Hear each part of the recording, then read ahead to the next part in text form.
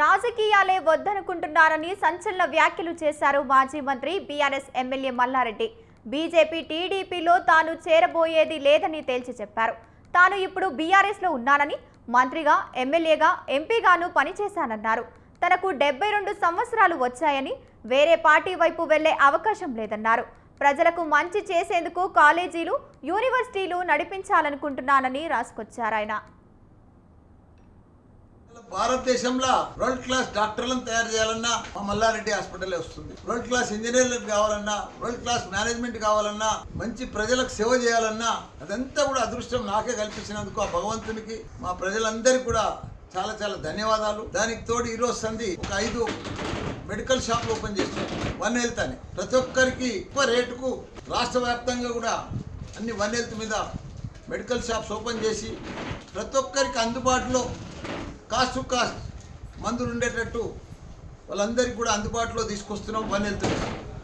దానికి తోడు ఒక ఫస్ట్ ఫేస్లో ఒక 50 అంబులెన్సులు కూడా 108 మాదిరిగా 50 అంబులెన్సులు వన్ హెల్త్ మీదనే అవి కూడా రిలీజ్ చేయబోతున్నాం తొందరగానే వన్ హెల్త్ మీదనే. ఎందుకంటే అందరికీ ఎక్కడ ఏ ప్రాబ్లం వచ్చినా ఆదుకునేటట్టు, సమయానికి వాళ్ళను హాస్పిటల్లో చేర్చేటట్టు ఇవన్నీ కూడా కావాలని. ఎందుకంటే భగవంతుడు మా పిల్లలను అందరినీ మంచిగా చూస్తున్నాడు, మంచిగా ఇచ్చాడు అందరికీ.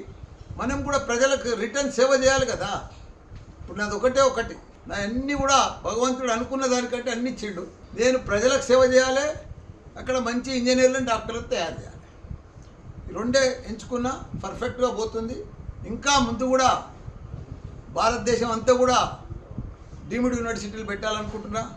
ఇప్పుడు నోయిడాలో ఒకటి ఫైనల్ అయిపోయింది, డీమ్డ్ యూనివర్సిటీ నోయిడా దాంట్లోనే. దాని తర్వాత లక్నోలో కూడా అక్కడ మన యోగి సీఎం గారు ఏఐ సిటీ తయారు చేస్తున్నాడు. ఏఐ మీద సిటీనే తయారు చేస్తున్నాడు. 10,000 కోట్లు ఖర్చు పెడుతున్నాడు ఏఐ సిటీ కోసం. దానికి తోడు 10 లక్షల మంది యువకులను తయారు చేయాలి, ఉద్యోగానికి మల్టీనేషనల్ కంపెనీలకు తగ్గట్టు తయారు చేయాలని చెప్పి ఏఐసిటీ కూడా తయారు చేస్తున్నాడు. మాకు కూడా పిలుపు వచ్చింది. మేము కూడా మొన్న లక్నో కూడా పోయి వచ్చినాం. తొందరలో నెక్స్ట్ వీక్లో యోగి గారిని కలిసి అక్కడ కూడా ఒక 50 ఎకరాల పెద్ద డిజిటల్ హెల్త్ సిటీ పెడదామని అక్కడ కూడా ఇక్కడ అయితే సూరారంలో పెట్టినామో అదే ప్లాన్ చేస్తున్నాం. అదే మాదిరిగా బీహార్లో కానీ, బెంగాల్లో కానీ, ఆంధ్రప్రదేశ్లో కానీ దేశవ్యాప్తంగా మెయిన్ సిటీలలో అన్నీ కూడా యూనివర్సిటీలు తెరుద్దామని. రాజకీయాలే వద్దనుకుంటున్నానని సంచలన వ్యాఖ్యలు చేశారు మాజీ మంత్రి బీఆర్ఎస్ ఎమ్మెల్యే మల్లారెడ్డి. బీజేపీ టీడీపీలో తాను చేరబోయేదే లేదని తేల్చి చెప్పారు. తాను ఎప్పుడు బీఆర్ఎస్ లోనే ఉన్నానని, మంత్రిగా, ఎమ్మెల్యేగా, ఎంపీగాను పనిచేశానన్నారు.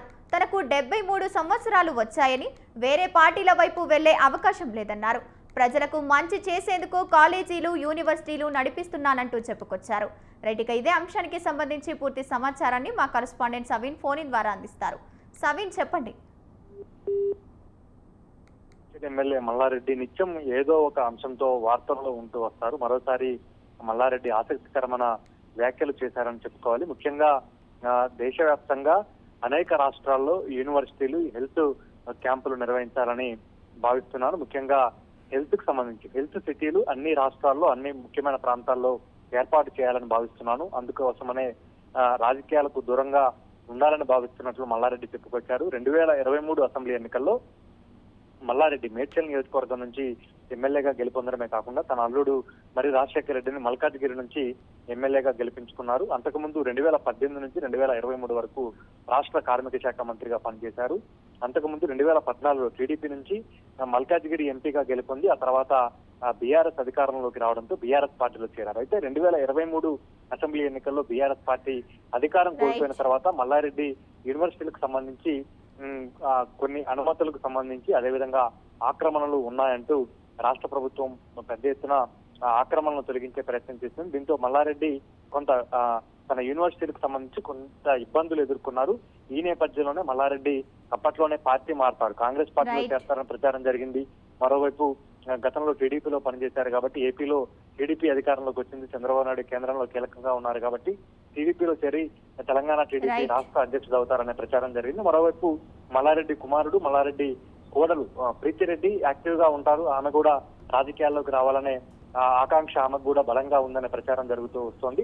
ఆమె బీజేపీలో చేరతారనే ప్రచారం కూడా గత కొంతకాలంగా జరుగుతుంది. ఈ నేపథ్యంలోనే మల్లారెడ్డి ప్రస్తుతం నేను బీఆర్ఎస్ పార్టీలో ఎమ్మెల్యేగా ఉన్నాను, ఇప్పుడు కాంగ్రెసా బీజేపీనా టీడీపీనా అనే అంశం ప్రస్తావనే రాదు, నాకు ఇప్పటికే 72 ఏళ్ళు వచ్చాయి, ఇక నా వయసు అయిపోతుంది కాబట్టి ఇక రాజకీయాలకు దూరంగా ఉండాలని నిర్ణయించుకున్నాను. ఇక 3 ఏళ్ళు ఎమ్మెల్యేగా కొనసాగుతాను, ఆ తర్వాత పూర్తి స్థాయిలో నా కాలేజీలను దేశవ్యాప్తంగా విస్తరించడానికి కృషి చేస్తానంటూ కూడా మల్లారెడ్డి చెప్పుకొచ్చే ప్రయత్నం అయితే చేశారు. ఇప్పటివరకే తాను మరో 3 ఏళ్ళు మాత్రమే రాజకీయాల్లో ఎమ్మెల్యేగా ఉంటాను, ఆ తర్వాత తన కుమారుడు లేదా కోడలు రాజకీయంగా పొలిటికల్ ఎంట్రీ ఇచ్చే అవకాశం మాత్రం స్పష్టంగా కనబడుతుంది. Right, thank you సవిన్.